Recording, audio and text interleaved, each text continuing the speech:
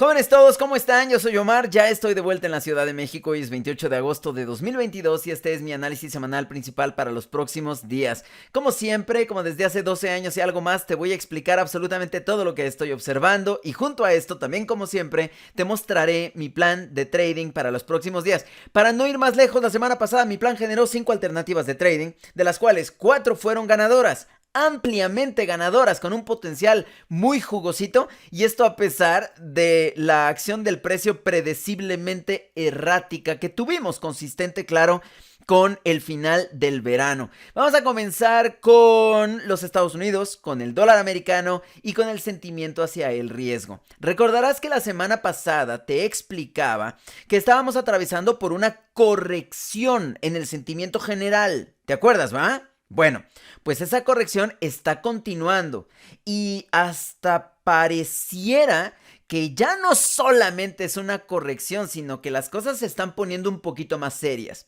Sin embargo, hay que considerar que el principal culpable es el Banco Central de los Estados Unidos y la especulación que tenemos hacia su próximo movimiento. Sí, ese es el principal culpable. Además de todo lo que estamos viviendo. Estamos viviendo el final del verano, una época con una liquidez muy flaquita, con un volumen muy bajito y por supuesto con una volatilidad propensa a enloquecerse. Estamos viviendo también esta incertidumbre con el acuerdo nuclear entre los Estados Unidos e Irán. Estamos viviendo varias cosas, pero lo cierto es que esta especulación acerca del ciclo de tightening de la Reserva Federal nos tiene activos, nos tiene con el dedo puesto en el botón izquierdo del mouse. Y esto, claro, en una época como esta, pues no le viene bien al orden y a los movimientos deliberados y al seguimiento. La gran noticia de la semana se esperaba que fuera el evento del Jackson Hole en los Estados Unidos, como cada agosto de cada año. Y entonces cuando empezó la semana, pues estábamos pendientes de ello. Lo que vimos en general en el dólar americano fue un rango, y así fue lo que vimos en el sentimiento hacia el riesgo. Y de pronto vino el anuncio. En un momentito te voy a explicar qué pasó, ¿ok?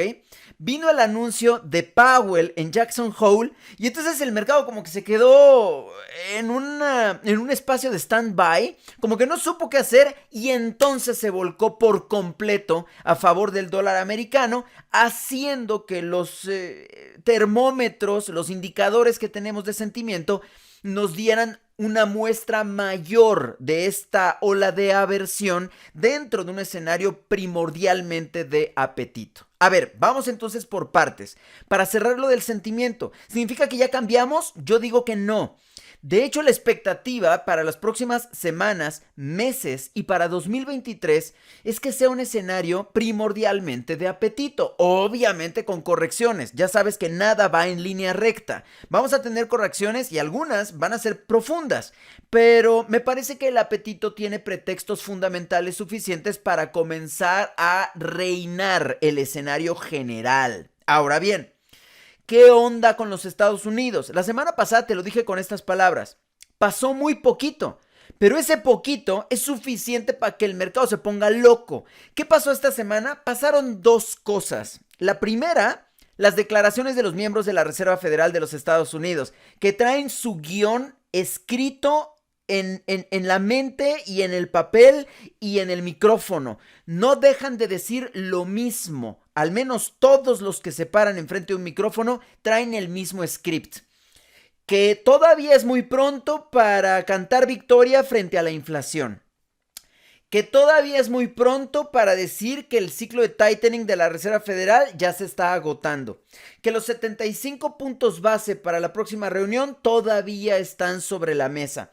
Que tenemos que llegar a un nivel restrictivo, de política monetaria restrictiva, pues, sólido para finalizar el 2022 y para comenzar 2023. O sea, es lo mismo. Por cierto, Bullard, el miembro de la Reserva Federal, tiene un asunto con los micrófonos, ¿eh? Yo nunca había visto a un miembro de la Reserva Federal tan ávido, tan obsesionado, tan eufórico para tomar los micrófonos y decir lo de siempre, lo que está entrenado el señor Bullard a decir. Bueno, en fin, esa es otra cosa, eso ya es un análisis que amerita cierto grado de psicología. Ok, eso es lo primero que pasó, o una parte de lo que pasó durante la semana. La otra parte tiene que ver con los datos duros. Y es que la semana pasada fue otra vez esta demostración de lo que te he dicho en las últimas semanas.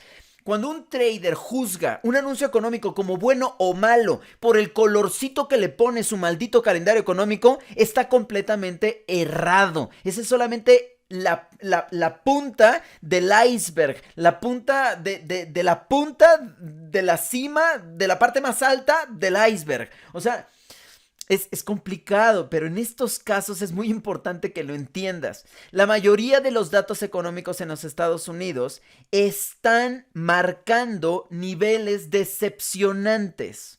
Y sin embargo, esas son buenas noticias para el dólar americano, pero no porque sean buenos datos, sino porque eso nos hace pensar que entonces la Reserva Federal sigue presionada a seguir con anuncios escandalosos del lado del tightening. O sea, no solamente a hacer hikes, sino que esos hikes sean agresivos. ¿Para qué? Pues para cambiar el curso de las cosas.